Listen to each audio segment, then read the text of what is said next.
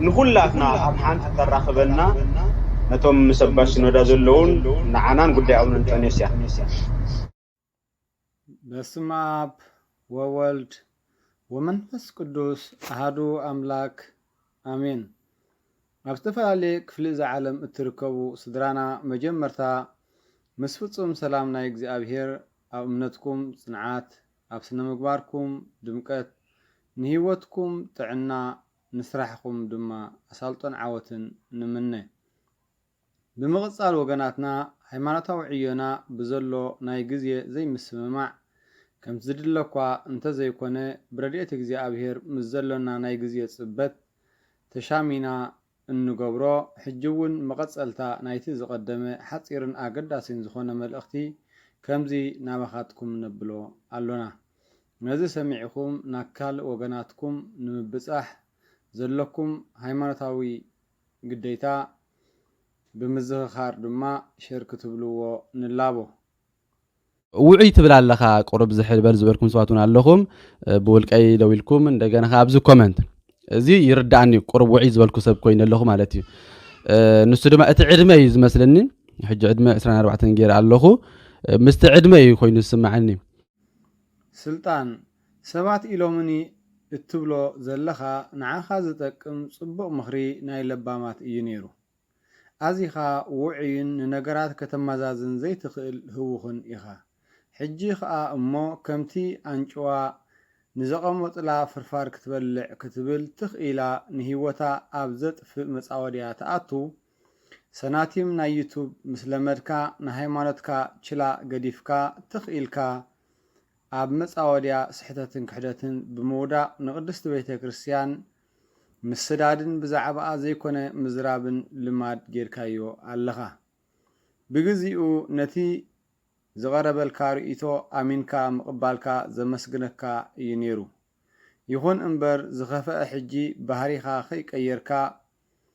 امنتكا مقياركا ايو سلطان كالؤون كمزي حجي كيكونه زي صعب إلكا نيركا اخا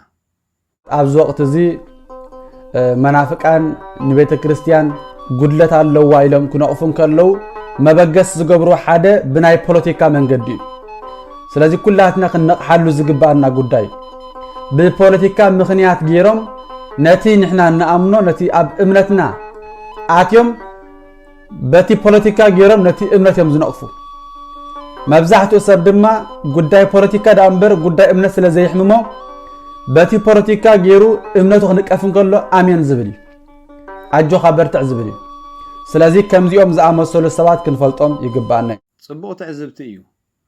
جن اذا ميلا ازيا نعخان نتوم مرحتخان اي تصبكم اي تغفحكم بعلخاتكم بلك اب تغبار اتفصمو زلخم اغباب وي ميلا ايو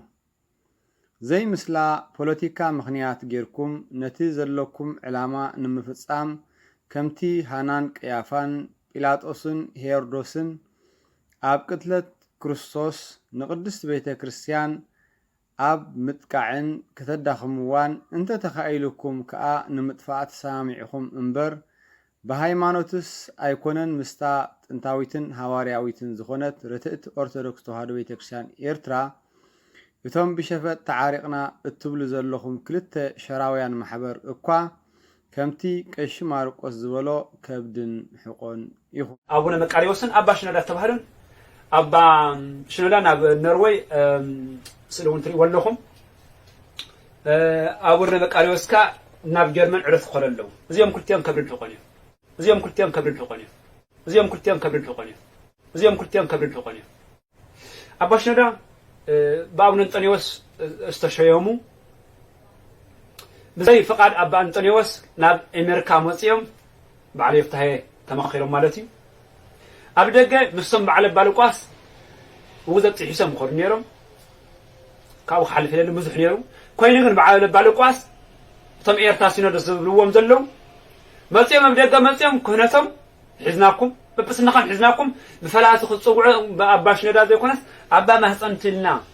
كتصوعوا سنودس بمول دمصي وسن ولم دبداب زرغ حملم يرا سلطان ناي طبرا سراح ልሙድ ተግባርካ እንድዩ ነቲ አባይታ ዘሎ ሐቀኛ ዝኾነ መንነትካ ዘይገልጽ ፍጹም መደናገሪ ናይ ሓሶት ቃል ንዓይንትኻ ብጨው ሓጺብካ ዝበልካዮ ድማ ንእዝንኻ ደጊፍካ ከምዚ ስምዓዮ ኣብዚ ሓለፈ ግዜ ንባዕለይ አብ ቀሽ ማርቆስ ኢላ ኣብ ክንዲ ሓሳበይ ዝብ አታ ዝብል ቃል ተጠቂመ ነራ ኣብዚ ሓለፈ ግዜ ናይሎም 4 ዓመት 5 ዓመት አቢሉ بدحريو نتا آتا تبل يقرأ هاي لله قال سبات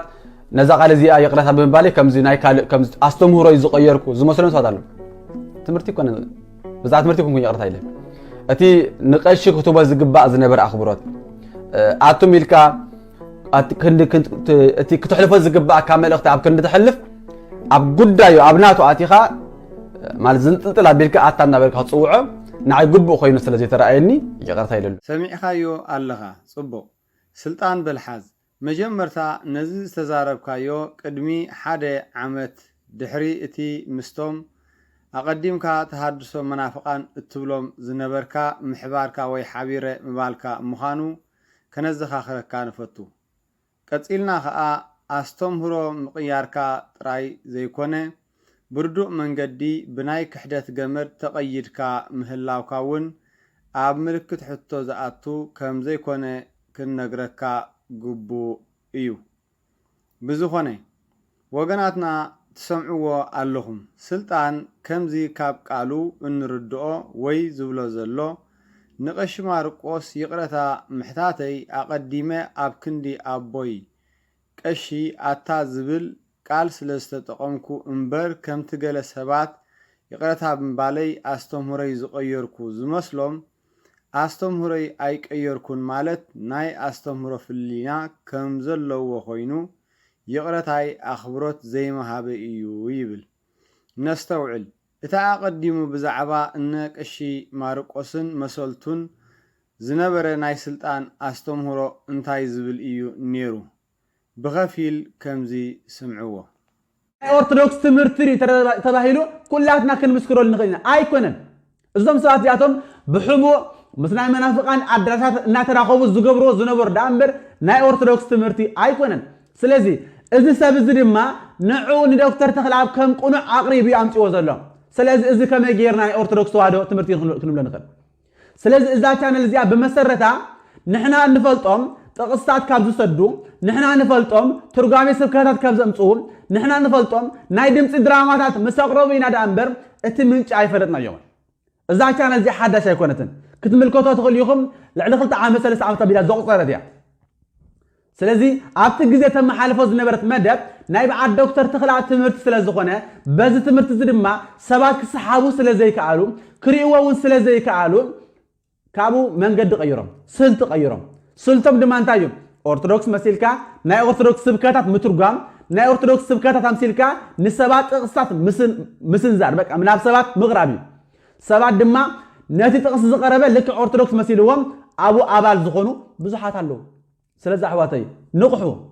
نتحاكي هنردو يقبع النايم نازي دكتور تخلاب زقربة حساب دما نازي دكتور تخلاب زقربة حساب نعود ما بعلوك إيش مارقصون كراغو دون كله سلسته كواخبت النابلي وسخلو سلسته كواخبتي اسكوزا فيديو سمعوها اما كان يوت نايت بيت كريستيان سلسته كواخبتي نايت واحدو انا بزبصحو مصنعتي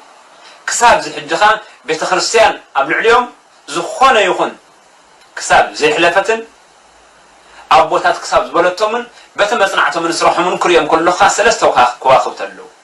سلسته كواخبتي الى زقربهم ندكتور تخلعب حادي سلازي ازوانا چانل مس قش مارقوس ركبالو قش مارقوس دما مس دكتور تخلعب ركبالو ازوم سوات زياتهم انتاي نبلوم ترا كوينو انتاي نبلوم ترا تبايلو تحدثو منافقان እዚ ድማ ሓቂ እዩ ካበይ ተበጊስካ ኾንቶ ደማ ኣለኻ ካብ ትምህርቶም ዶክተር ተኽላ ትምህርት እንታይ እዩ ኢየሱስ ክርስቶስ ኣብ የማን ኣምላክ ሳብሎም ከም ዝልምን ዝኣምን እዩ ቀሽ ማርቆስ ከንታይ እዩ ንዑ ሓሳብ ይድግፎ እዚ ዋና ቻነል ከንታይ ይስርሑ ነቲ ዶክተር ተኽላ ዝምህሮ ዝነበር ትምህርቲ ምስሕፋሕ ስለዚህ ትምህርት እንታይ እዩ እዛ ቻነል ጃ ናይ መና ተባሂሉ ናይ ኦርቶዶክስ ተዋህዶ ቤተክርስቲያን ዘይኮነት አንጻር ኦርቶዶክስ ተዋህዶ ቤተክርስቲያን እትጓዓዝ ቻነል ያ ስለዚህ ናይ ኦርቶዶክስ ተዋህዶ ቤተክርስቲያን ከም ዘይኮነት ኩላትና ክንፈልጥ ይግባልና ዋና ቻናል ምስ ቀሽ ማርቆስ እንተደሚርናዮ ቀሽ ማርቆስ ድማ ምስ ዶክተር ተክላብ ተደሚርናዮ ኣብ መጨረሻ ውጪ ዝመጽ እንታለ ተባሂሉ ተሐድሶ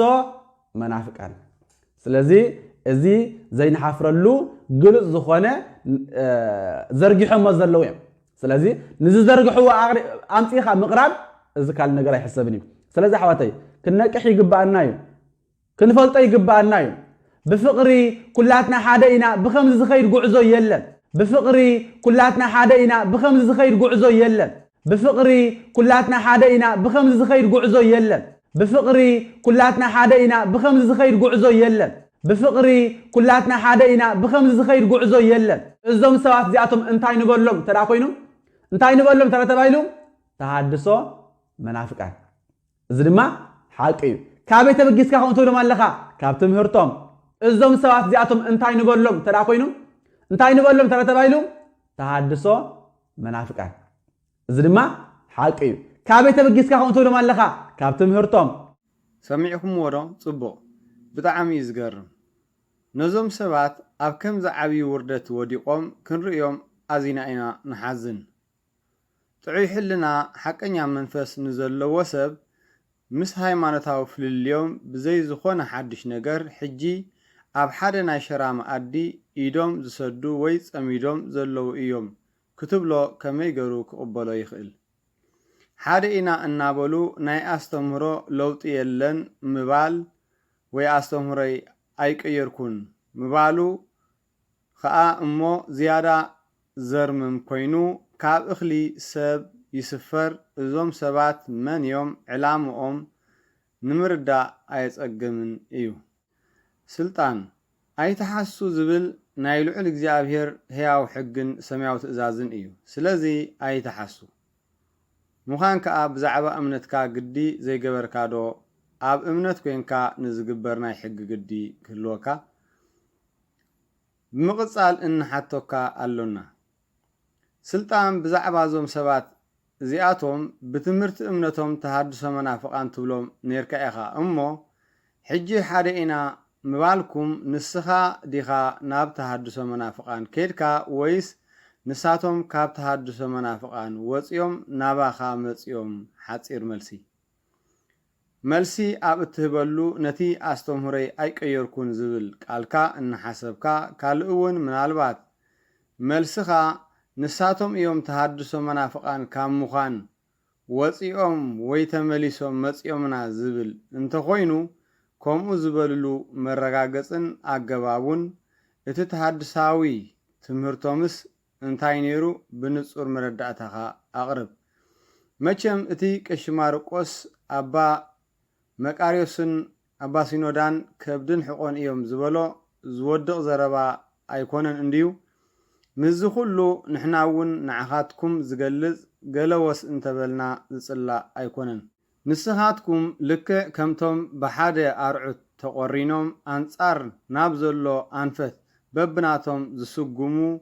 صمودات أبعر دراما انت زي كوينو امنت حدحدكم أي الراخب مبزحتي علاماكم ببينو استفلالكم إخم حانت تراخبكم أبن انتونس باتبل ناينو ديان تيما أمان هزبنا إنا أتاللكا نقدس بيتكشان مدخامن نمفراسان انت تخالكم دما قس بقس كمزلاتو بروتستانتاوي عالم نمقبار أبسته تحزي علامة إيو اتي بمدب حزبن متلال إلكم أبناي عرقي زقربكمو مسرت زيبولو مسمسات قديفنا اتي أبايتا زلو حقي كابخاتكم نابخاتكم إيو كمزي إذنكم دقيفكم سمعوه بفلاي دما سلطان أما تحافروا تعمل علاف كنت قدر شمانته بوئيز زتباهله نورد كمزي بلا قوالي سمعي كتقرمي لكن أبكال آي تقيدي كتقرمي لكن أبكال قرات آي تقيدي مسئزن قزاعتي دا اللي قابنبر كابز آي تحدثي بلا نايزي قاتنا ترقم اللوه ازي نبابوكا نقوزين تقونه ناي مصحف قدس ترقم اللوه نايزي ترقم بوئيز ناي قويتانا إيس كروس مستالي روت لما ناتنا ناي مؤمنان مثاليا قرات ناي قدس بيت كريستيان مثاليا اتم جزءات اتم اغلغلتي ناي قدسان حوارات استمروا كتقرم لكن ابكال اي تخيد مالت انه قال እግዚአብሔር كسمعلك سغاو እንደوم كتقبلي كتطمقلك ابكال اي تخيد ددحريوم دا صعاب مالت ددحر ዛ امنت تختلي كابت قرات كيتوص مالت دما كابዛ قدس بيت كريستيان وصيخي نابكال اي تخيد مالتي ስለዚህ احنا دما كمروت كوينا كابتا قرات سمسلت بيت كريستيان كابتم اغلغلتي سمسلو قدسان حواريات كابوي سمسلو غويتا كابو تفلينا نابكال لخن كيد ايغباناني كابتا حانت قرات كيتوص خمس تبالت نحنا دما كابتا حانت امنت نابكال لخن وص ايغباناني ስለዚህ حواتي كاب مصحف قدس ترخب قال كله كنسمعالنا سبكتهم مزمورهم كنكتلهم لنا مالت ايكونن قدس ጳውሎስ نغيرنا تذكروا مكواننتكم نتم قال እግዚአብሔር ዝመሃሩኩም መራሕትኩም ዘክርዎም ስለዚህ አቦታትና በናይ መንገድም ሐሊፎም ቅዱሳን ሐዋርያት ነይናይ ትምርትዮም ምሂሮም ንዑስ ሰማማ እታ እምነት ዝመሃሩ አኸ አበይ አላ ምክንያቱ ጎይታ ነጊርና ወአንሰ ብለከ ከማ አንተ ኮከ ወበዲ በዛቲ ኮከ አሃንጽ አለ ቤተ ክርስቲያን ወአና አቅጣሲዮልኒ እይሄይልዋ ንጴጥሮስ ዝበርቃሊ ጴጥሮስ ንቤተ ክርስቲያኔ አበኻ አሃንጽ አለኹ ንስኻ ከውሒ ኸይልዎ አፍ ደገታት ሲኦል ድማ አይከና ውጽዋንዮም ስለዚህ እዛ እምነት እዚያ ጎይታ ነጊሩና ከምዘይት እናወጥ ከምዘይት ጠፈ እዛ እምነት እዚያ አይጠፈትን ተዳይልና ድማ እዛ እምነት እዚያ አየነይቲ እምነትያ ምስና ቅዱሳን ሐዋርያት ሰማዕ ትምህርት ዘለዋ እምነት አየነትያ ኢልና እንተ ዳሓቲትና ብቐጥታ ኦርቶዶክሳዊ ተዋህዶ ቤተ ክርስቲያን ዝብል መልሲ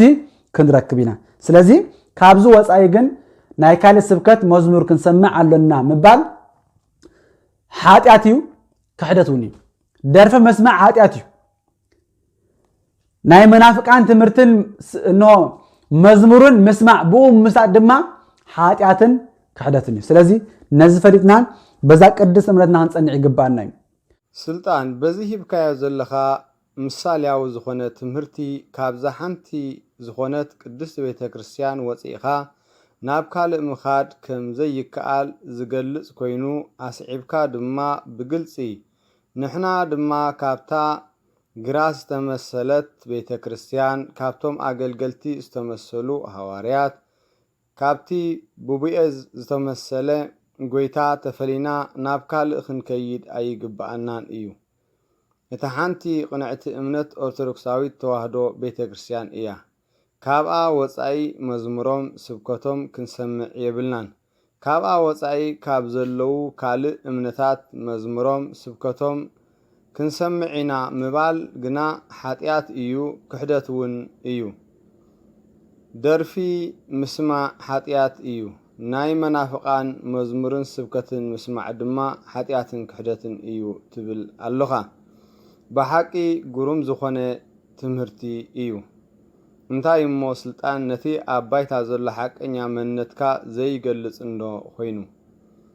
ትብሎ ዘለኻ ካልእ ትነብሮ ዘለኻ ካልእ ስማዕ ስልጣን በዚ ቃልካ መሰረት ከሓድን መናፍቅን ከምኡ ከዓ ኃጢአተኛ ግን ከዓ መራሒኻ ዝኾኑ አምነ መቃርዮስ ካብ ቃሎም ሕጅውን ንእዝንኻ ደጊፍካ ከምዚ ስምዓዮም بمجمريا نزخمزي لنا خنا نسي زبقعنا فطاري زخبرن استمسكنن يخون بمقصات سلام نعهم يخون كصيل خبركم زدلي بزعبا نابنت نحنا كابز عدي نسينا بيت كريستيان ناي اورثودوكس ايرخلنان جن سنبت ابزنا زعدي بيت كريستيان كيدنا نسالم جن كم زخبر كلخو زفولطوس لزي بالله حجي كبرت يحابلي حتوي أبزنا عاد خينا نسالم على نبزنا شو دنا وين بيت كريستيان نسالم علينا سنبت ندخدنا زفولطو نجار يبلين ما كتملسوا لي إلا بوكم أرثوذكس بيت كريستيان تفكر لنا يا أبو خينا خن نسالم نقرم قدم فكرنيا كنقرم بيت كريستيان نخير كنسع ما يكونن كنمهاريو كابسنا مغاد أبو مجد قال እግዚአብሔር ተሰማዕኹም ኩፉ ኣይኮነ ካብስና መغاد أبو مجد قال እግዚአብሔር ተሰማዕኹም ኩፉ ኣይኮነ ግን መስከድኩም بحق دو تسمعوكم ويستخستوا لكم أبو موسيقى تقولوا موسيقى تمهروا نستوقع عبي نقول نسل يسانا موسيقى تمهروا نستوقع عبي نقول نسل يسانا موسيقى تقولوا موسيقى تمهروا نستوقع عبي نقول نسل يسانا موسيقى تمهروا نستوقع عبي نقول نسل يسانا نحن دق سباس تفطرنا له قند علامه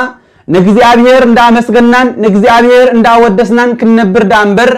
በነ ዓለማው መንገዲ በኃጢአት በኽፍአት በጓይላ ክንመላለስ አይኮነን ስለዚህ መጽሐፍትና ዝነግረና نግዚአብሔር ከነመስገን ከምዘልና ዳንበር በኻል መንገዲ ክንመላለስ ከምዘልና አይነግረናኒ ስለዚህ ጓይላ በመጽሐፍ ቅዱሳው መሰረት ይሁን በዝተፈላለ መንገዲ ፍቁድ አይኮነን ኩልኩሊ ነዚህ ድማ ዘረዳና በመጀመርታ ጓይላ እንታዩን ተዳተባሂሉ ወይ ድማ ደርፊ በሐፈሻ ንዲያብሎስ ዝቀርብ መስዋዕት እዩ ስለዚህ ጓይላ ብዙኾን ይሁን ኃጢአት እዩ ጽድቅ ከውን አይክልኒ ብዙሃት ነሰምዖ ዘለኹም ክትቃወምዎ ትኽእሉ ይኹም ግንከ ስለስተቃወምኩሞ ጽድቅ ጌርኩም ማለት ግን አይኮነን ስለዚህ ቅዱሳን ሐዋርያት ቅዱሳን አቦታትና ነዚህ የሚጅረምና ንሕና ድማ ነዚህ ደግም በዚህ ድማ ንኸይድ ካብዚ ጓይላ ኃጢአት አይኮነን ጓይላ ባህልና እንዲዩ ዝብል እስኪ ጓይላ ባህልና እንዲካምባል ጓይላ ሃይማኖትና እንዲዩ ኢልካ ሓንቲ ቃል እስኪ አውጽእ ሓንቲ ቃል ከውጽእ አይከልኝ ምክንያቱ የለን بما نسترجف مثل زي كنا قايلا فصم حاتياتيو رخصتيو نابني عالم من قد زمرح من قد دما حاده قايلا سرزخونه كاز من قد زي كنرح يجبانا قدسنا حواريات ام مصحف قدس راي زي كونس ام مصحف عبد بسقيلا مصحفون اب انقص سوعات انتين زبلو يتكونوا زفانيان الله مزمره زمرت دانبر درفتي ايتخونو ስለዚህ ነዚህ ይረምና ዘመርተውን ከውን ተራገርና እንተ ተዓዚዝና መጽሐፍ ቅዱስ ለእግዚአብሔር ከነመስግን ተራ ተፈጥርና ከነመስግን አለና ጓይላ ከነመታ ተወሰخو ናለ ይኸዝወስ ደና ጓይላ በጓይላ ሰነሳ ሐሳብ ይሁን ተፈልጡ በመዝሙር አለ ልቡስ ተሃር መሰብ አለ በታ መዝሙር እዚያ መዝሙር እዚያ ቆና በእግዚአብሔር ዝመለሰትን ይሉ ዝዝከራሰብ አለ በጓይላ ግን በጓይላ አሽየ በጓይላ ተበላሽየ በጓይላ ካብ እግዚአብሔር ርሒቀ ጓይላ ናብዝ ዓበ ሓጢአት ወስድ አንበር ናብ መንገድ ጽድቅ ኾስድ ዘይክል ስለ ዘይክል መጽሐፍ ቅዱስና አይድግፎን ካብዝ ነገራት ዝድማ ክንርሕቅ ይግባና ወላኳ እንተ ዘይረሓቅና ጓይላ ጽድቅልና ክንዛረብ ግን አይንኽእልኒና ሰሚዕኻዮም ኣለኻ አባ መቃርዮስ ብዙሕ ሰብ አኪቦም ኣብ አደባባይ ወጽዮም አውዳ አኽድቁሱ የብልኩምን እንበር ኣብናይ ካልእ ቤት እምነት ከይድኩም ቃል እግዚአብሔር እንተ ሰማዕኹም ሕማቅ አይኮነን ይብሉ ካብቶም ከሓርቲ ካብቶም ካብ እምነት ዝወጹ መናፍቃን ቃል እግዚአብሔር ያኽረክቡ ናብኡ ኺዱ በማለት ንህዝቢ ዘይኮውን ትምህርቲ ሂቦም አለው ንስኻ ድማ ካብ ኦርቶዶክስ ተዋህዶ እምነት ወጻኢ ወይውን ናይ መናፍቃን መዝሙርን ስብከትን ምስማዕ ኃጢአትን ክሕደትን እዩ ትብል ኣለኻ ጽቡቕ መሊስካሎም ኣለኻ ከምኡ እዩ ስለዚ ናአባ መቃርዮስ ከሓዲ መናፍቅ እዮም ምባል ከም ቃልካ አይትጸቦም አይትገፍሖም ነዚ ኸኣ ንስኻ ህያው ምስክር ኢኻ ማለት ንስኻ ትብሎ ስለ ዘለኻ የግዳ ምስ ከሓድን መናፍቅን ዝሓበረ ከሓዲ መናፍቅ ስለ ዝኾነ ንስኻውን ምስኦም ሕብረት ጌርካ ምህላውካ ንርእስኻ ባዕልኻ ከሓዲ መናፍቅ ከም ዝኾንካ ገለጽካ ተወሳኺ ስልጣን እቶም ሕጂ አቦታተይ እትብሎም ዘለኻ ናይ እምነት መራሕትኻ መዝሙርን ስብከትን መናፍቃን ይሰምዑ ወይ ኪዱ ስምዑ ይብሉ ጥራይ ዘይኮነ ባዕላቶም ይዝምርዎን ይሰምዑዎን እዮም ከምዚ ስምዓዮም حادينا بمنفس حادينا بقويتا حادينا بمنفس حادينا بقويتا حادينا بمنفس حادينا بقويتا حادينا بمنفس حادينا بقويتا حادينا بمنفس حادينا حادينا بمنفس حادينا بقويتا حادينا بمنفس حادينا بقويتا حادينا بمنفس حادينا بقويتا حادينا بمنفس حادينا بقويتا حادينا بمنفس حادينا بقويتا كمن فسكا نابك خيري نابك اسكاها نابك عتبي سويت بيبكو عبلوها من سفاي نسيوت انت تفكر انه السغا عبلها نبويها يا وينها مساغا مساغا مساغا من بارك الشمي ويتاي عبيتك نوصلوا يويتالو نرخصالو نسينا علو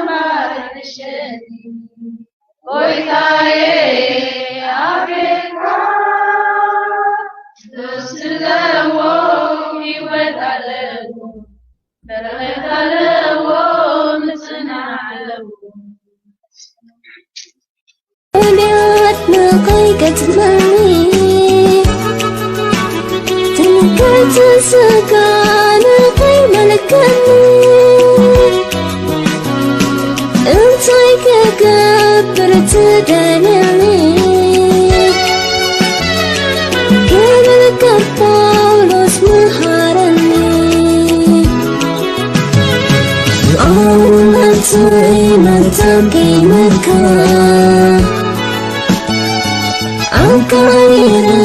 كنت نتك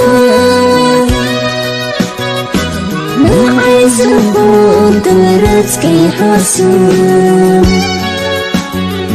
بتخلى عيني راح يسوس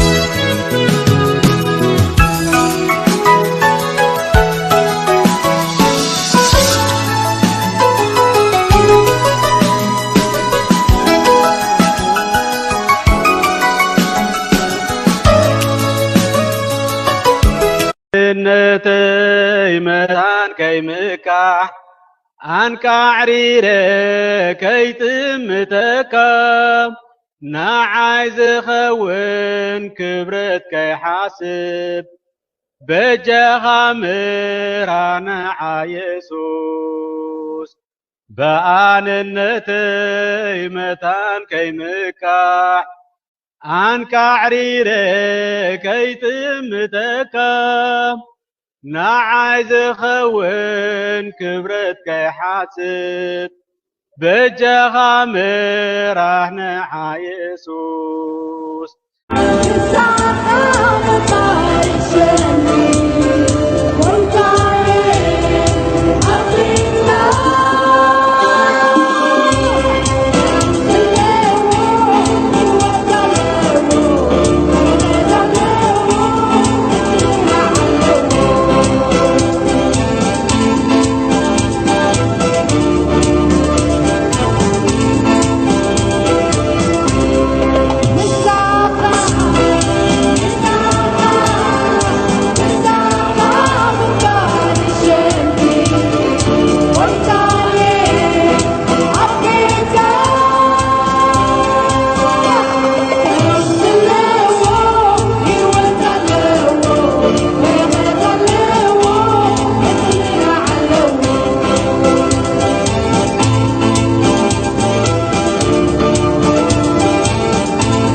سلطان نزخ قالك ايو كمزي سمعايو سوسان شدشة مصحفتي يلوم يزاربو نيرم سوسان شدشة مصحفتي قم زقبلو خا تردينا حاده أرثوذكس كوينو سوسان شدشة مصحفتي طرا يلو زامن يبلنا ቤተክርስቲያንና 80 አሃዱ ኢላ አታምን ሶስታን ሽድሸን መጽሐፍ ግን እዘናይ ፕሮቴስታንት አካይዳ ናቶም እምነት እዩ ኣብ መጽሐፍ ቅዱስ ሶስታን ሽድሸን ጥራይ ተቀበሉ ካብ ወጻይ አይተቀበሉ ዝብል ጽሑፍ አይረኽቡን እዮም ሶስታን ሽድሸን ጥራይ መሰረታዊ ኢሉን ዝመሃረ ሐዋርያ የለን ስለዚ በዘ መጽሐፍ ቅዱስ ሶስታን ሽድሸን ከም ዝነበረ ይዛረቡን ይረም እዚ ግን ናይ ኦርቶዶክሳዊ ቤተክርስቲያን አስተምሮ አይኮነን ጽቦ ስልጣን ሓደ ኦርቶዶክስ ኮይኑ سوسان شدشتن مصحفت ጥራይ እዩ ኢሉ ዘአምን ይብልናን ቤተክርስቲያንና 80 አሃዱ ኢላ እያ እተአምን سوسان شدشتن መጽሐፍት ግና እዚ ናይ ፕሮቴስታንት አካይዳን ናቶም እምነትን እዩ 66 መጽሐፍት ዝብል ኦርቶዶክሳዊ አስተምሮ አይኮነን ትብል ኣለኻ በልሓዝ 66 መጽሐፍት እንበር ካልእ ተቀባልነት ከም ዘይብሎም ዝመሃሩ እቶም መራሒኻን እቶም ናይ እምነት አቦይ እትብሎምን አባ መቃርዮስ እዮም እሞ ሕጅውን እምነትን መንነትን አባ መቃርዮስ ፕሮቴስታንት ምዃኑ እንበር ኦርቶዶክሳዊ ከም ዘይኮነ ምስክር ንስኻ ኢኻ ንስኻውን ምስኦም በምህላውካ ከምኡ መናፍቅ ፕሮቴስታንት ኢኻ ከምዚ ስምዓዮም ወንጌላዊ أبتي مصحف قلمسيس أموداتا أبزي زوسخة أبزو زبصحف زلو محطات يوسخلو كابزي زوجدلخا كابزي بزي زلو إصحوات يقدلي ليو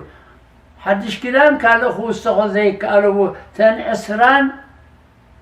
شعت مصحفتين زلوها كل تميتن سسان معرفاتين نحنا اتي درسانن اتخالي مصحفتن عبيت مصحفت خنقمطونا كنبب زبال خيدو ايه نبب اب قدس بيت كريستيان جن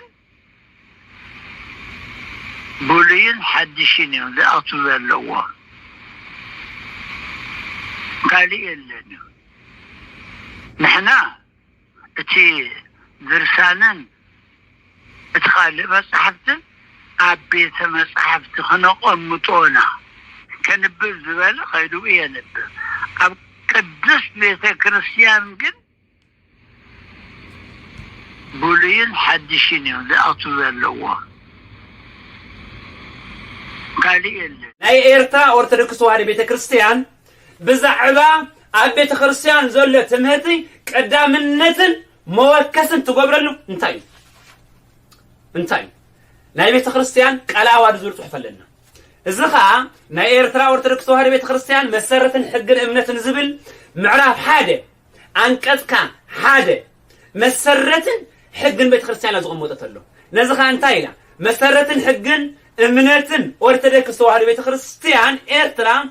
سمانيان حادن مصحفتيو موكسينا بزينا نوكس بزي غيرنا نام مصحف أول نورد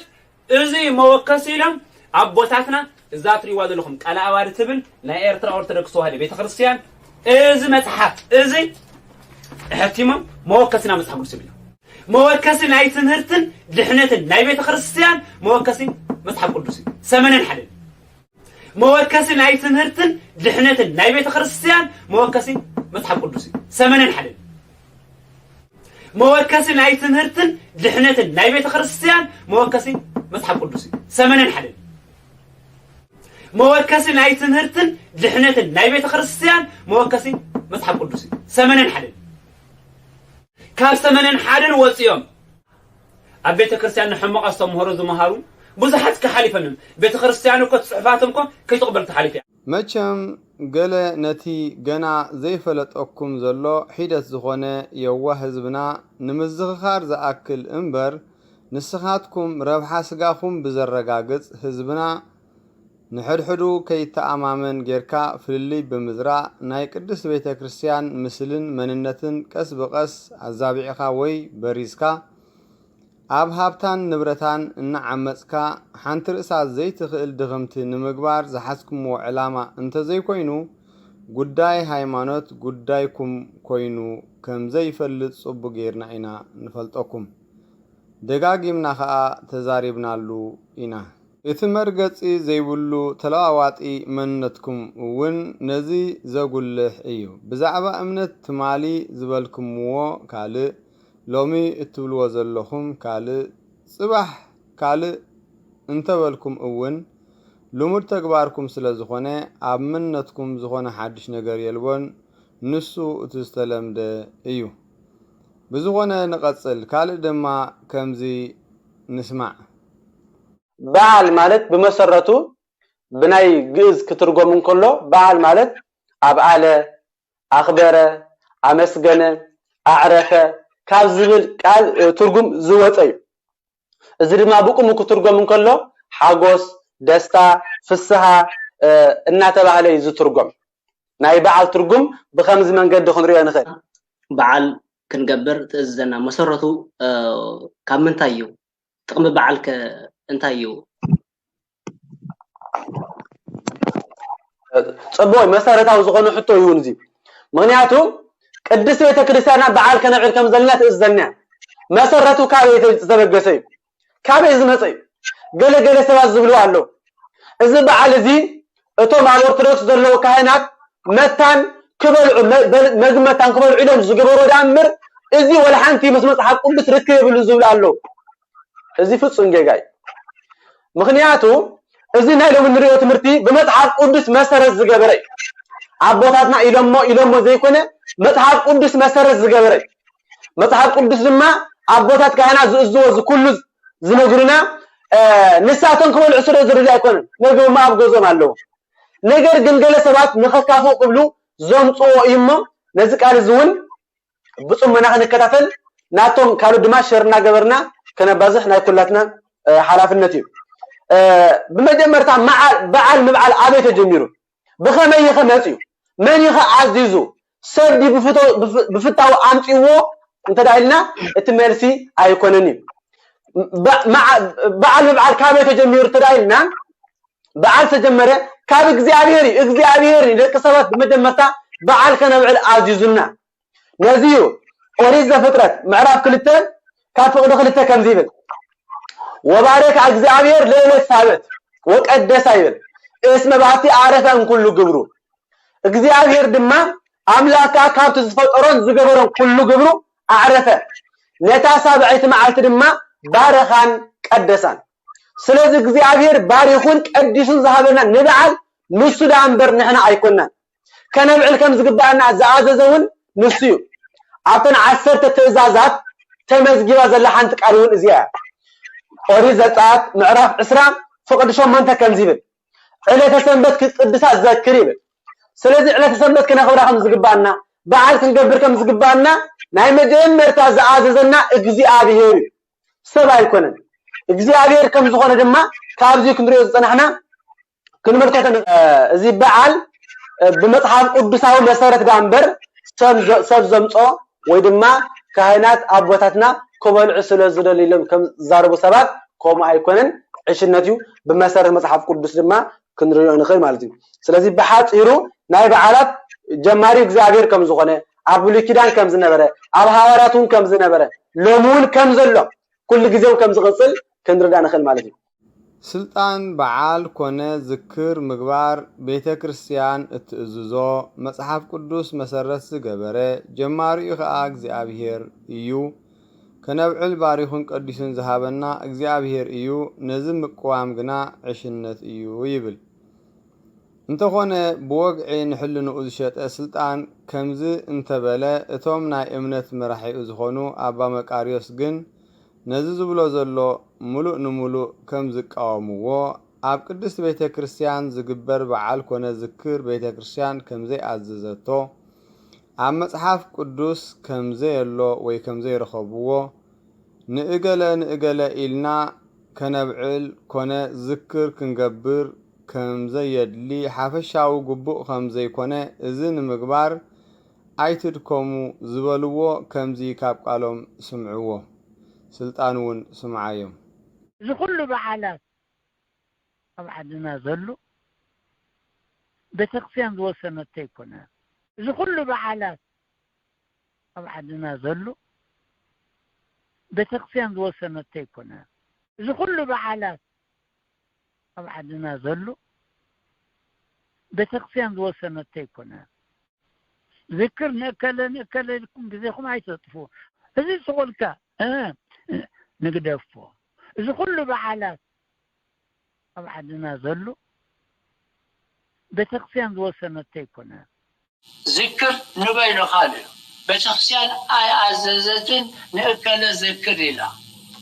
أنا تحت عيني أحلفنكم مسألة قبر ذكر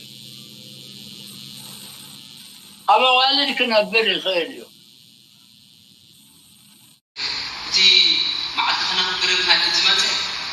كمتي استغلتنا بدون جزاتنا من خينا عبن من خينا عبن توحيد استسرعنا انتهي نعمل كيدي ጉዳይ በዓላት አልዕሉን ይዛረቡ ነይሮም ጉዳይ በዓላት አብሪከና ናመር ኣብ ሓድሽ ኪዳን ብዙሕ ሓገዳት ሰምዝኩን በዓላት ኣብ ሓድሽ ኪዳን ሞ ቅዱስ ጳውሎስ በዓል 50 ንክሕልፍ ናብ ኢየሩሳሌም ይኸይድ ከም ዝነበረ ጎይታና ኢየሱስ ክርስቶስን መሳሕ ክትገብር እንከለኻ ንሓንካሳት ንቆራያት ነቶም ሓገዝ ዘድልዮም ንዖም ዳ ፀውዕ እምበር ንሃብታማት ኣይትፀውዕ ንሳቶም ዝፈድዩኻ ስለዘይብሎም ብፁዕ ተባሂልካ ትፅዋዕ ኢኻ እናበለ ይዛረብ ነይሩ እዚ በዓል ዲ ኣይኮነን በዓል ማለት እኮ በዓል ኣብ ኣለ ኣዕረፈ ዕረፍቲ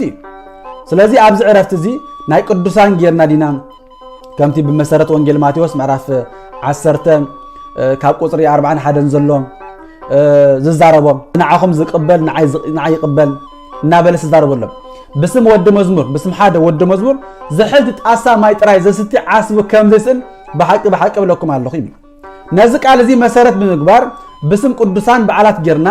بسم ቅድስት ድንግል ማርያም بسم ቅዱስ ሚካኤል بسم ቅዱሳን ሐዋርያት بسم ቅዱስ ጴጥሮስ እኳዳ ኢልና ዝሕልት ማይ ንሓደ ሰብ እንተ ኣስተና ዓስብና ሙሉእ ከም ዝኾነ ጎይታ ነጊሩና ስለዚ መጽሐፍ ቅዱሳዊ ዲ ኣይኮነ መጽሐፍ ቅዱሳዊ ነዚ እንተገበርና ዳ ጌጋና በይ ዘሎ ስለዚ ሎም ሰባት ነቲ ምሳና ዘሎ ጸጋ ናይ እግዚአብሔር ጸጋ ከርሕቆ ስለዘደለ እምበር ካብ መጽሐፍ ቅዱስ ስለዝወጣና ኣይኮናን ሰሚዕኩም ወዶ ጽቡቕ ኣብዙውን ኣባ መቃርዮስ አንጻር እግዚአብሔር ዝኸዱ نتمرت امنت مصحف قدوس زي قبلو كابتا قدس بيت كريستيان وصيوم عشنت زمرص مخانم هياو مسكر سلطانن تمرت امنتومن ايو سلطان نقدسان قطا ملمان وي كنلمنوم كم زكال يامن ابا مقاريوس غنا نزي فصيموم ايقبلوون ايوم قطا ناب قدسان ملمان نور مخانو قش ገብረ ሚካኤል زبلو بزح ايو نحنا نقدسان كنلمنوم كلنا نقدسان ناب قدسان صلوت ما غنعرف كلنا كم زغبرنا سلنا امنينا سلامتا ناب قدسان تصليو نغزي عبير زيت لمنو نقدسان مصلايكو مصحف قدساو ايكونن ناباي صليو ناباي لمنو يلنا نبر ناب قدسان كيدو ايبلنا نابلو زاربو سباتون አለው ኦርቶዶክሳው አስተምሮ ግን ናቤተ ክርስቲያን አስተምሮ መጽሐፍ ቅዱሳው ከም ዝኾነ በዚህና ንርዳ ምስ ቅዱሳን ምዝራብ ካብ ቅዱሳን ዝረለኻይ ነገር ምልማን መጽሐፍ ቅዱሳው ዳንበር ከላይ ይኮነን ኣብ ከላይ ነገስ ኣብ ምዕራፍ 2 ቁጥሪ 9 ክሳብ 10 ዘሎ ናይ ነቢ ኤልሳዕን ናይ ነቢ ኤልያስን ታሪኾም ንምልከት ነቢ ኤልያስ ካብ ነቢ ኤልሳዕ ዝወሰደሉ ግዜ ምስ ኣኸለ ነቢ ኤልያስ ነቢ ኤልሳዕ ከም ዝልዎ ገና ካላኻ ከይተወሰድኩም እቲ ክገብረልካ እትደልዮ ለምን በሎ ከምቲ እዞም ኣሕዋትና ፕሮቴስታንት ዝብልዎም ክልመን ዝግባእ እግዚአብሔር ጥራይ ተዳ ኮይኑ ነቢ ኤልያስ ከም ኣምላኽ ስለስተቆፅረድዩ ንነቢ ኤልሳዕ ናብ እግዚአብሔር ንኸይለምን ከልኪሉስ ናባይ ለምን ዝበሎ ከም እግዚአብሔር ስለዝቆፀራ ዲሩሱ ወይስ ትዕቢተኛ ስለዝነበረዲ ኣይኮነን ትዕቢተኛ ተዝኸውን ወይ ድማ ምስ እግዚአብሔር ርክብ እንደዘይልዎ ርእሱ ምስ እግዚአብሔር ሓደ ተዝገብር ነይሩ አማውቶ ኮሆም ሰብ አይኮን አይሞተን እኮ ነቢ ኤልያስ በወብላ ንፋስ ናብ ሰማይ በእሳት ሰረገለ ናብ ሰማይ አረገ ይብል ስለምንታይ ፍጹም ትሑት ስለዝነበረ እሞ ሆዳ ስለምንታይ ዳ ነቢ ኤልሳዕ ናባይ ጸሊ ናባይ ለምን ኢልዎ ተራይልና ቅዱሳን በተዘለዎም አቅሙ በተዘለዎም ጸጋ ንዓና ክህቡና ስለዝኾል እዮም ስለዚ ንሕና ናብ ቅዱሳን እንጽሊ ምስ ቅዱሳን እንዘራረብ ቅዱሳን በተ እግዚአብሔር ዝሃቦም ጸጋ ንዓና ክሕልውና ንዓና በተዘለዎም ጸጋ ናባና ከመሓልፍልና ስለዝኾል እዮም እዝራና የከራይ ነገስ ምዕራፍ 2 ቁጥር 9 ዘሎ ነቢ ኤልያስ ንነቢ ኤልሳዕ ክል ዝደለየ ነገር እዚ ሓንቲ ኮይበን ዝደለኻዮ ነገር ለምነኒ ኢልዎ ካባኻ ከይተወሰድኩ ኢልዎ ብድሕሪ ነቢ ኤልሳዕ ሓሲቡ እንታይ ኢሉ እቲ ኣባኻ ዘሎ ጸጋስ ዕጽፍ ኮይኑ ኣባ ክወርድ ልምነካ ኣለኹ ኢልዎ ነቢ ኤልያስ ኢሉ ሽዑ እዚ ለሚንካ ዘለኻ ንሳኻ ምርኩዝና ዳዕላ እምበሪ ንኣ ኣይኮንና ንልምና ኣቦታትና ጽንሐውልና እኮ እዮም ምእንተ ባርያ መሐረና ክርስቶስ እናበሉ ንሳኻ ምርኩዝና ዳዕላ እምበሪ ንኣ ኣይኮንና ንልምና ኣቦታትና ጽንሐውልና እኮ እዮም ምእንተ ባርያ መሐረና ክርስቶስ እናበሉ ናይዚኦም ክፍኣትን ጥፍኣትን ብዙሕ እንዲዩ ካልእ ድማ ከምዚ ስምዑ እታ ቀዳመይቲ ሕቶ ከምዚ ትብል ነይራ ሓደ ወዲ ሰብ ኣዳማዊ ሓጢአት ኣለዎ ክበሃል ይከኣል ዶ ኣብ ሓድሽ ኪዳን ሓደ ወዲ ኣዳም ሓጢአት ኣለዎ ክበሃል ይከኣል ዶ እትብል እያ ካልእቲ ድማ ምስጢረ ጥምቀት እንፍጽሞ ወልድነት ስላሴ ጥራይ ዲና እንቕበለሉ ወይስ ሓጢአት እውን ተስተስርያ እዚያ ድማ ካልእቲ እያ ስለዚ ናብ ሕቶና ክንከይድና ቀዳመይቲ ሕቶና ዝነበረት ሓደ ወዲ ሰብ ኣዳማዊ ሓጢአት ኣለዎ ክበሃል ይኽእል ዶ ኣብ ሓድሽ ኪዳን ስለዚ ሕፅር ብሕፅር ዘርኢ ክምልሶ እየ ሓደ ወዲ ሰብ ሓደ ወዲ ኣዳም ኣዳማዊ ሓጢአት ኣለዎ ክበሃል ይክእል ዶ ማለት ጥንቲ ኣብሶ ኣብ ሓድሽ ኪዳን ማለት እዩ ስለዚ ኣለዎ ክበሃል ይክእል ዶ ያኔራ መልሲ ድማ የብሉን መልሲ ኣይንኽእልን ኢና ኣብ ሓድሽ ኪዳን ጥንቲ ኣብሶ ኣለና ክንዛረብ ኣይንኽእልን ኢና ነዚ ድማ ቅዱሳን ኣቦታትና ብዝተፈላለየ ምስጢር ገሊጾም ኣለዉ ቅዱስ ኤፍሬም ሶራዊ ኣብ ውዳሴ ማርያም ኣብ ዘሐሙስ ዘበእንቲሃ ተስዕረ ዘቀዳም መርገም እቲ ናይ መጀመርታ በደል اتنا مجمر تامرجم دما با مخنيات طفأ بمن بقدست دنجل مريم سلازي كريستوس كاب قدست دنجل مريم مستولده نتي كاب آدم زور زنبره انت عبسو مالت آدم زتفردو ناتو نا آدم بدل نابانا دما فدا زستغاغر زنبره بكريستوس تطويلي سلازي اب حدش كيدان انت عبسو زبحال يلن اب كابدينا قدست دنجل مريم بزوسو سغا نتي انت عبسو زبحال نتي فدا زبحال نتي كفاء زبحال نتي حق زبحال كريستوس اوغيدلناي بخمي اوغيدو انتنا دما كريستوس كاب قدست دنجل مريم مستولده كاب صنساتو كساب عرغوت زلو نغير دحنه تبايل صوا مخنياتو كاب صنساتو كساب عرغوت زلو ناتنا نخبرنا زملسل منغديو نزي دما كاب صنسه جميرنا تدارينا كم زبل منفساو مستير زغلصلنا بصنساتو نتنا تسفا زمن جمرو بصنساتو انه بحاموس الات وبمنفقال الات اتولد امولت ولتك وابهك واستمربك واتوزوك بمسقاليه وبموتيه او ادم اكون حصانه بانتياك وصوم 4 معناته و40 ليله تباهلو نادم اتلوز نبر قال كده እግዚአብሔር ንሱ ጀሚሩዎ ስለዚህ እዚ መጀመር ደማ ናይ ተሳድህነት መጀመሩ በጽንሶቱ ጀሚሩዎ ብልበቱ ድማ ልብ ዲያብሎስን አጋንንትን አርዓደ ምክንያቱ አብ ኢየሩሳሌምን ከባቢያን ክርስቶስ ምስተጸንሰ ኩውለድን ከሎ ልብ ዲያብሎስ ርዒድ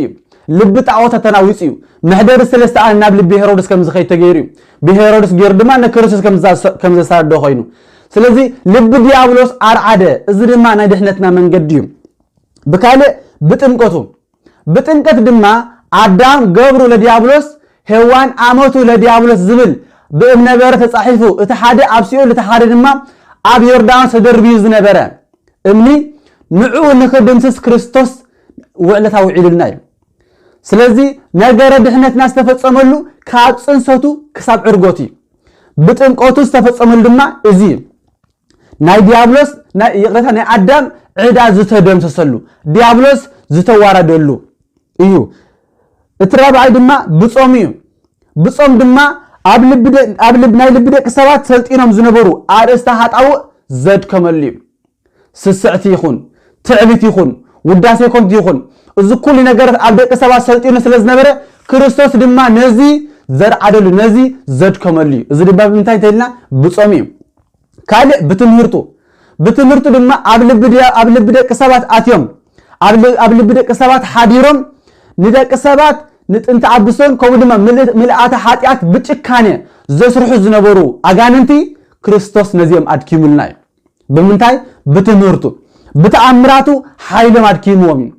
በሕማሙን ስቃይ አዳም ነው በክብር መልስሊ በሞቱ ሞት አዳም ደምሲሲ በትንሳኤው ትንሳኤ ስጋን ትንሳኤ ነፍስን ከም ዘለና አበሲሩና ብዕርጎቱ ድማ ናብትናይ ቀዳማይ ክብርና ከም ንብለስ አበሲሩና በዝኹል መንገዲ ካብ ጽንሰቱ ክሳብ ዕርጎቱ ብዝገበረና ናይ ድህነት መንገዲ ጥንተ አብሶ ከም ዝውገድ ተገይሩ ስለዚህ ሓደ ሰብ በዚ መንገዲ ዝንተዳኸይዱ ድማ ነታ ቀዳመይቲ ዝነበራ አዳም ኣብ ገነት ኮይኑ ብርሃን ለቢሱ ብብርሃን ብክብር ዝነበራ ቦታ ንዓ ንኽወርሳ ድልውዩ ካለይቲ ሕቶ ድማ ከም ዝነራ ምስጢረ ጥምቀት እንፍጽሞ ውልድነት ስላሴ ጥራይ ዲና እንቀበለሉ ወይስ ኃጢአቱን ተስተስሪያ እዚ ድማ ውልድነት ስላሴ ጥራይ ዲና ንረክብ ወይስ ኃጢአት ተስተስሪያ ንዝብል ሕቶ እዚ ክልቲ ነገራት ክትፍጽም ትኽእልያ እዚ ክልቲ ክንብል ከለና ግና ኃጢአት ተስተስሪያ ክንብል ከለና እንሆ ኣብ መንገዲ ጣዖ ዝነበሩ ካብ ክርስትና ወጻኢ ኣብ ካለ ዝነበርሞ ናብ ክርስትና ክምለሱን ከለው እቲ ዝገበሩ ኃጢአት ካብ ንስነቶም ክሳብ ዘዓብዩ ክሳብ ዝነበሩ ደረጃ ዝገበሩ ኃጢአት ንኹሉ እቲ ድምሰሎም ያ ንምባል እዚ ድማ በመሰረት መጽሐፍ ቅዱስ ክብሬ ንኽሊና ከምቲ ዝበልና ጥምቀት ኃጢአት ከተደምስ ትኽእል ኃይል ዘለዋይ ኣብ ግብረ ሐዋርያት ኣብ ምዕራፍ 2 ቅዱስ ጳውሎስ ቅዱስ ጴጥሮስ መንፈስ ቅዱስ ምስተቀበለ ነቶም 3000 ዝነበሩ ምእመናን ነቶም ኣብኡ ዝነበሩ ኣይሁድ ኣራማውያን ዝተፈለዩ ሰባት ክሰብ ከሎም እንከሎ ንሳቶም ምንታይ ንግበር እሞ እንታይ ንግበር ምስ በልዎ ቅዱስ ጴጥሮስ ከም ዝበሎም ሽዑ እዚ ምስ ሰምዑ ይብል ሽዑ እዚ ምስ ሰምዑ ልቦም ተወገእሞ ንጴጥሮስን ነቶም ካልኦት ሐዋርያትን ኣትማሕዋትና እንታይ ንግበር በልዎም ቅዱስ ጴጥሮስ ድማ ከም ዝበሎም ጴጥሮስ ከዓ እቲ ተስፋ ንኣኻትኩምን ንደቅኹምን ነቶም ኣብ ርሑቕ ዘለዉ ኩሎም እግዚአብሔር ኣምላኽና ዝፅውዖም ዘበሉን እዩ እተዋሃቦም ተነስሑ ነፍስ ወከፍኩም ከዓ ብስም ኢየሱስ ክርስቶስ ንሕድገት ኃጢአት ይጠመቕ ብስም ኢየሱስ ክርስቶስ ንሕድገት ኃጢአት ስለታይ ማለት በክርስቶስ ኢየሱስ አሚንኩም ተራጠሚቁም ኃጢአትኩም ክሕደገልኩ እዩ ማለት እዩ ህያ መንፈስ ቅዱስ ድማ ክትቀበል ይኹም ስለዚህ ቅዱስ ጴጥሮስ ሰበኸ ስብከት ቅዱስ ጴጥሮስ ዝመሃሮ ትምህርቲ እዚ ብጥምቀት ኃጢአት ክሕደግ ከም ዝኽእል ነቶም ኣብ ዝነበሩ ሰባት ዝነገረሉ ሓደ መረጋገፂና እዚ እንታይም ዝብሉ ዘለው ህፃናት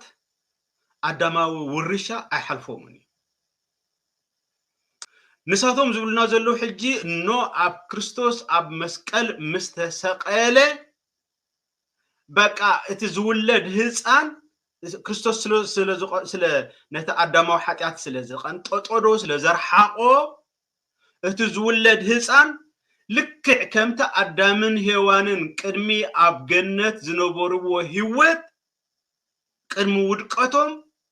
ንጹህ እቲ መርገም ዘይብሉ ኮይኑ ዝውለድ ይብሉና ኣለው ንጥምቀት ህፃናት ንሕድገት አዳማዊ ኃጢአት ኣይኮነን ዝብል ውጉዝ ይኹን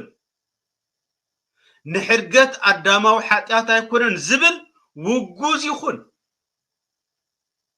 ተወዲ ስለዚህ ዘምሳትያቶም ባዕሎም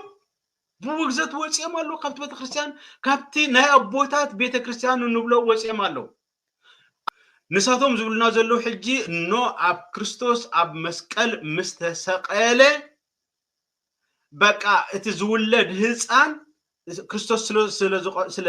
ነታ አዳማዊ ኃጢአት ስለ ዝቀንጠጦዶ ስለ ዘርሓቆ እቲ ዝውለድ ህፃን ልክዕ ከምታ አዳምን ሔዋንን ቅድሚ ኣብ ገነት ዝነበርዎ ህይወት ቅድሚ ውድቀቶም ንጹህ እቲ መርገም ዘይብሉ ኮይኑ ዝውለድ ይብሉና ኣለው እዚ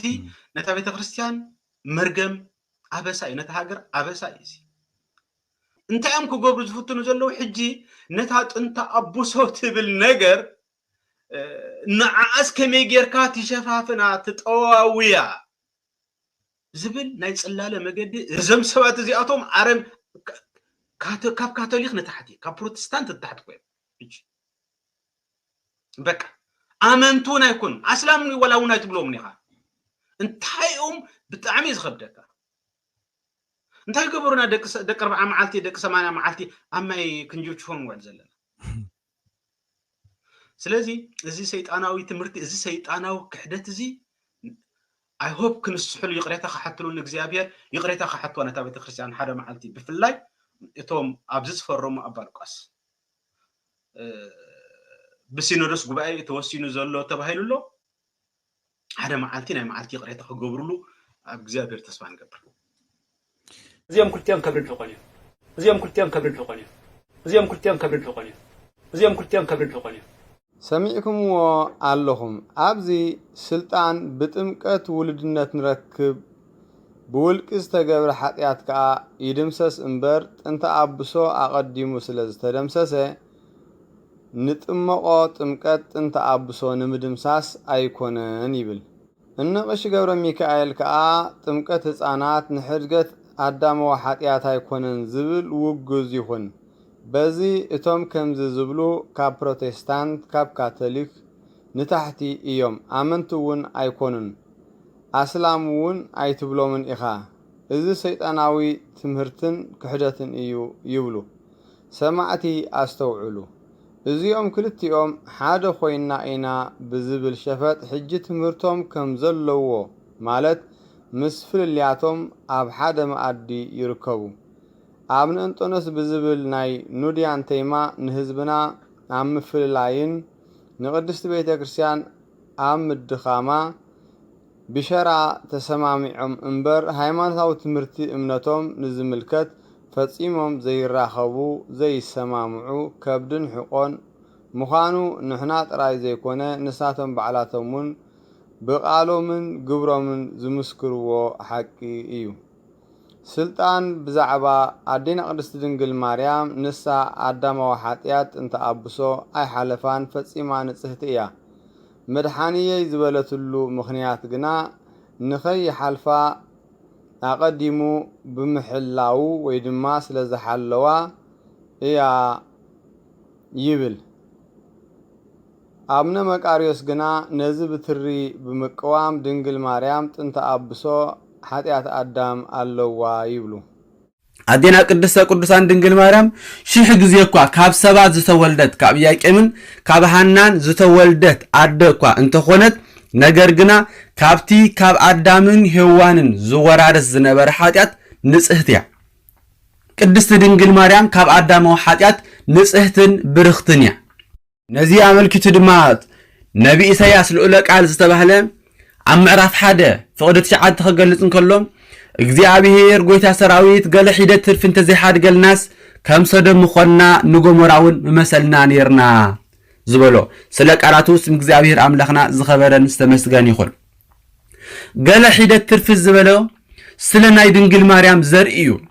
ናይ ድንግል ማርያም ዘርኢ ካብቶም ቅዱሳን አኽራን እዩ። ስለዚ ድንግል ማርያም ከም ሶዶምን ጎሞራን ምኾንና ንመን ተዘይሓድገልና ንድንግል ማርያም ሓንቲ ዘርኢ ተባሂላ ዘላ ድንግል ማርያም እያ። ስለዚ ቅድስተ ቅዱሳን ድንግል ማርያም ካብ አዳማዊ ኃጢአት ናጻ እያ።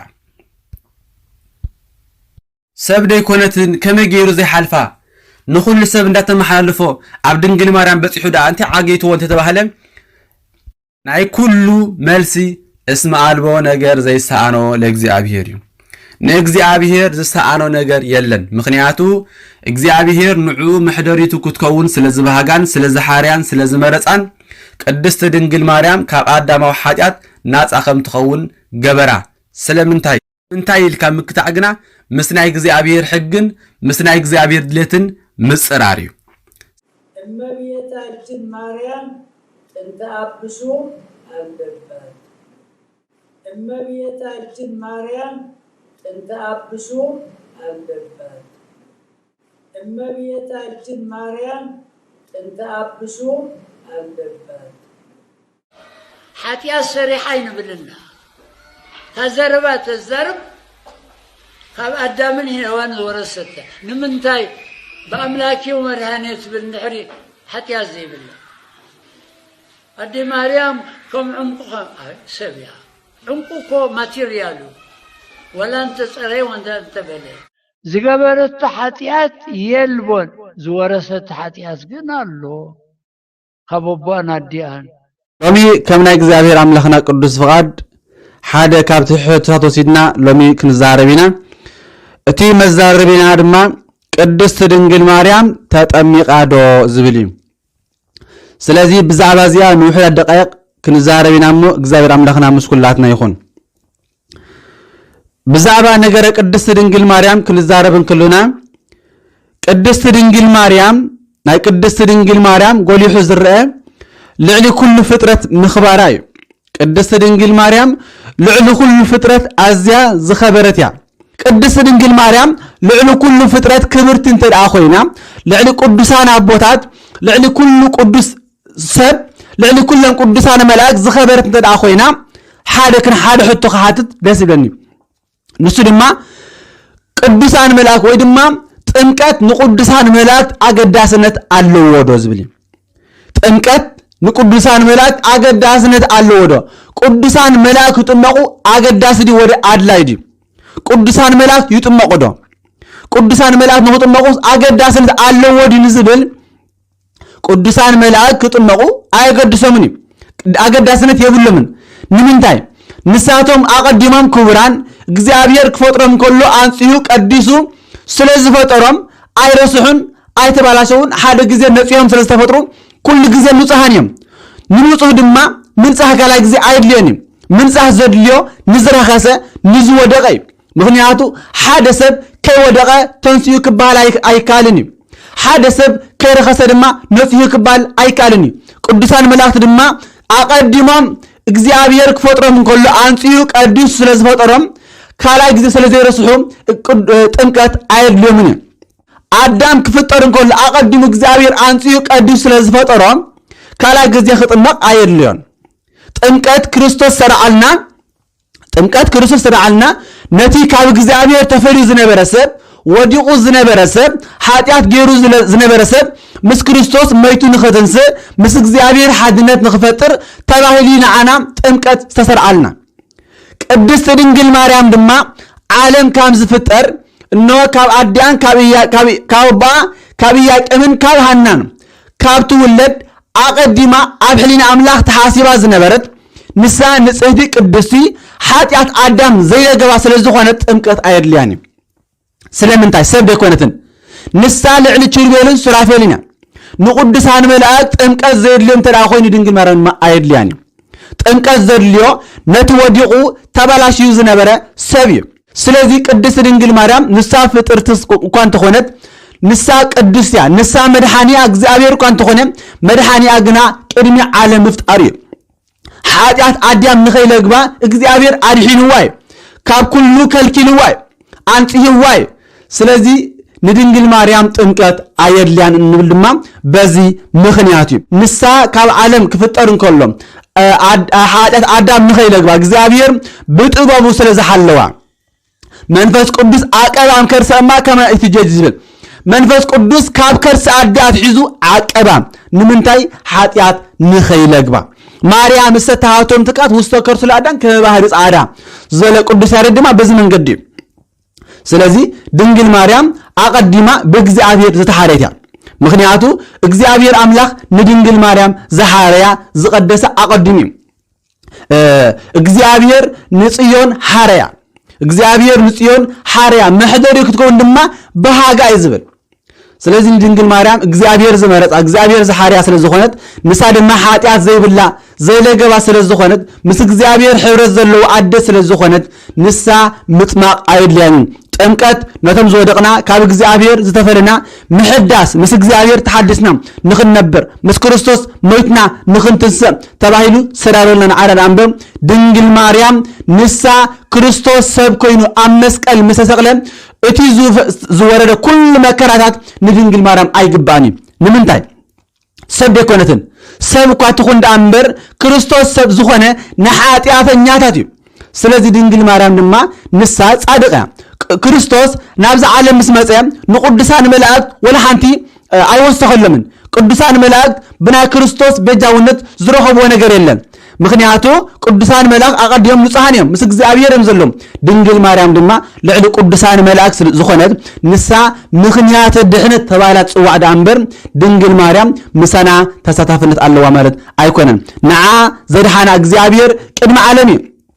ዘሐርያ ካብ ኩሉ ድማ ዝኸወላ ንዓና ዘድሓነና ግና ክርስቶስ ኣብ መስቀል ሰብ ኮይኑ ተሰቂሉ ምስኡ ሕብረት ንኽንፈጥር እንሆ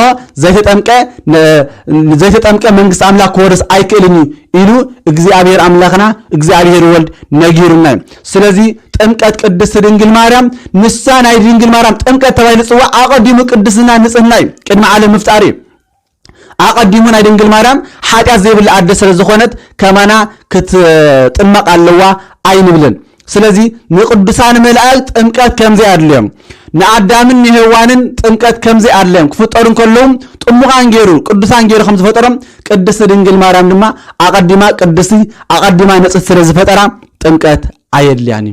እምበኣር ሰማዕቲ በዝን ካልእን ህዝብና ንምዝኽኻርን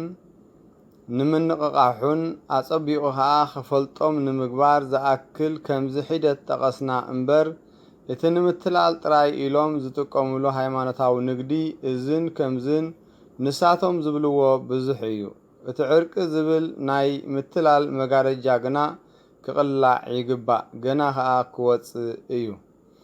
እምበኣር ከስ ፍቓድ ኣምላኽ ይኹን ኣብ ዝቕጽል እዞም ሰባት ተዓሪቖም ዶ ዓሊቆም ብዝብል አርእስቲ ኣብ ግሉጽ መረዳእታ ምርኩስ ዝገበረ መልሲ ሒዝና ክንመጻእኩም ኢና ሰላም የጽንሐና ስብሐት ለእግዚአብሔር ወለወላዲቱ ድንግል ወለመስቀሉ ክቡር አሜን معتبي كيبتر غير ربيتك مسكرك كتلك غير سولتك عسرك كسر مداني علم سقاها بزحلي بغاك قبل معتبي كيبتر غير ربيتك مسكرك كتلك غير سولتك عسرك كسر مداني علم سقاها بزحلي بغاك قبل معتبي كيبتر غير ربيتك مسكرك كتلك غير سولتك عسرك كسر